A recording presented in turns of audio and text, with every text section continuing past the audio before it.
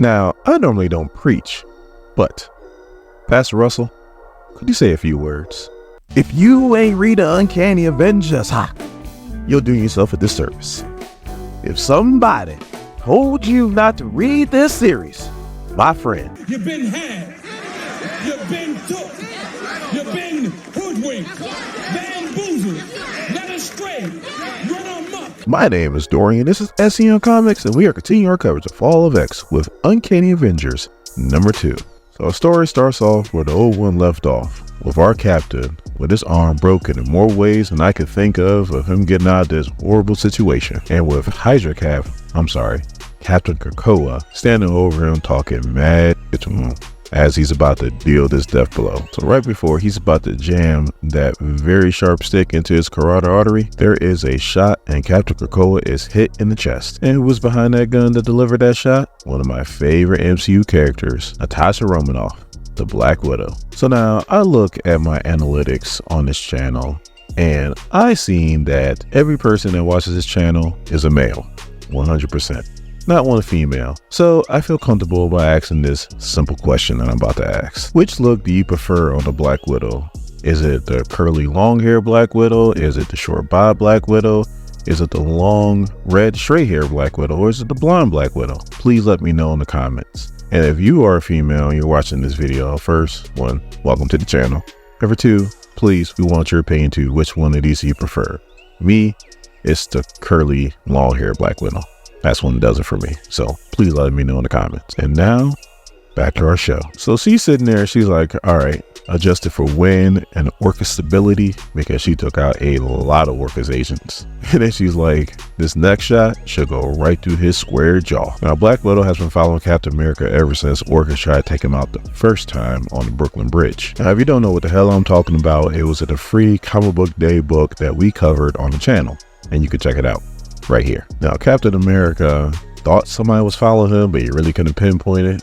And why? Because Black Widow's good at what she does. And what's also good is that Krakoa's suit, because it's already starting to heal itself. And Captain Krakoa is still talking mess. Talking about, my suit's already starting to heal itself. Can't say the same thing about your arm, Rogers. And Captain America's like, I'll fight you with one arm. At least then it'll be a fair fight, murderer. Now, even though Captain America is very much compromised, he's still out there being the leader, and he's telling Quicksilver to get behind the fences because there's going to be a second team there. And Quicksilver's like, I'm on it.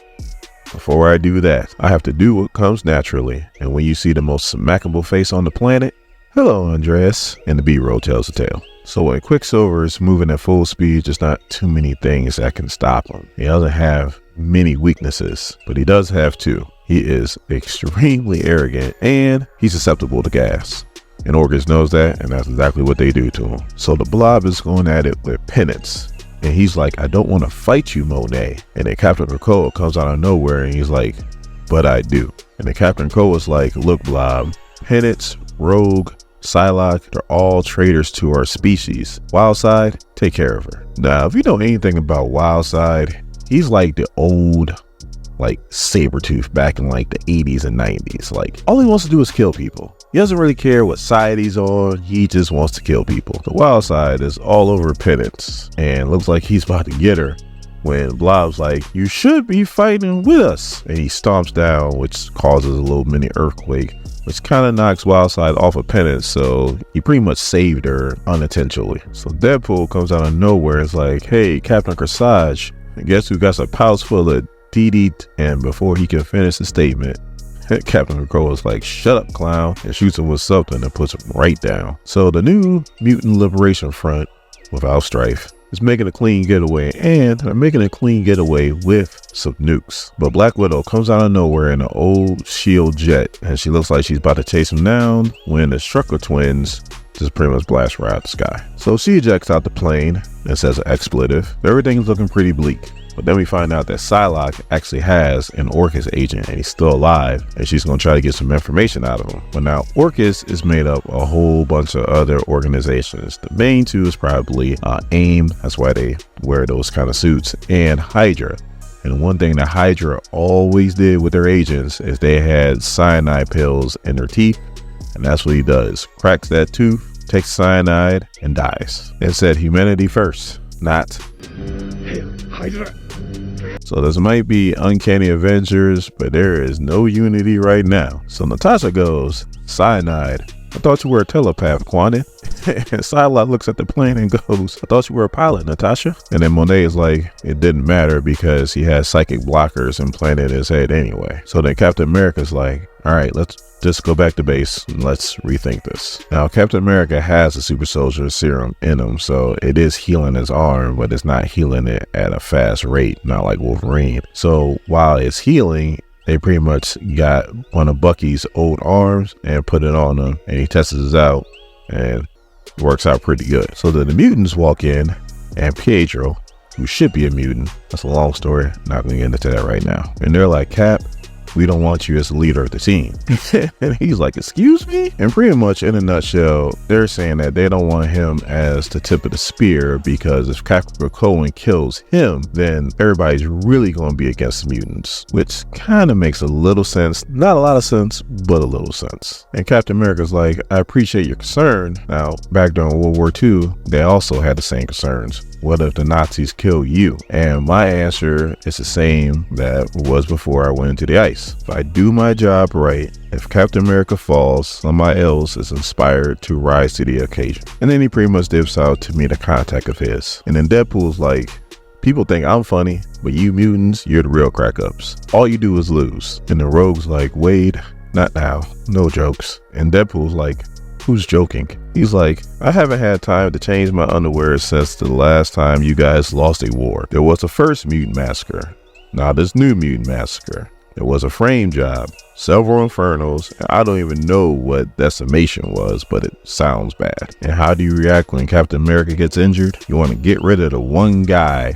who you can always count on, who doesn't lose, even when other people around him are losing. That's a one dude who does not. Not very smart. I'm Team Cap. So then Deadpool asks a question I've been wondering the whole time. Why in the hell did they steal nuclear weapons? So then it cuts to the Bloom, and we have the Simpleton and MODOK. We're having a conversation. So then the Simpleton's like, did I miss something, MODOK? Captain Krakoa was supposed to be whipping up anti-mutant sentiment so that we can flip the last switch and go home. And MODOK's like, it's obvious, Dr. Stasis. He's improvising. Now, we both know that when we took this dude out of retirement, that he wasn't going to follow the script exactly, and that he would be calling some of his own plays. And then MODOK's laughing, omelets, eggs, and so forth. So then the Simpleton's like, it wouldn't be the end of the world if he nuked an American city, even though Orcus would look weak if we didn't stop him. As long as he nukes a city that I didn't enjoy, maybe like Cincinnati or something,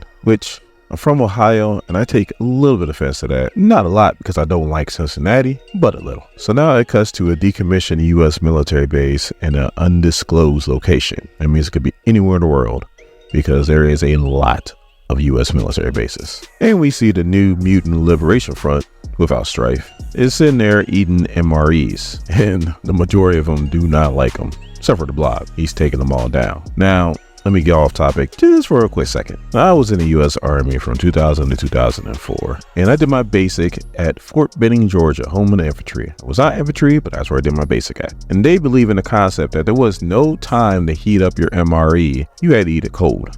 And that was horrible. Once I got out of basic and AIT got to my regular duty station, I actually ate a hot MRE. It was not much better. The best ones were the vegetarian ones. The vegetarian ones weren't that bad. But yeah, some MREs do suck. But when you got nothing else to eat, something's better than nothing. So that's how I feel about MREs. Please tell me if you were in the military or if you ever had an MRE before. Let me know your experience. Do you love them? Do you hate them? Or are you really don't care?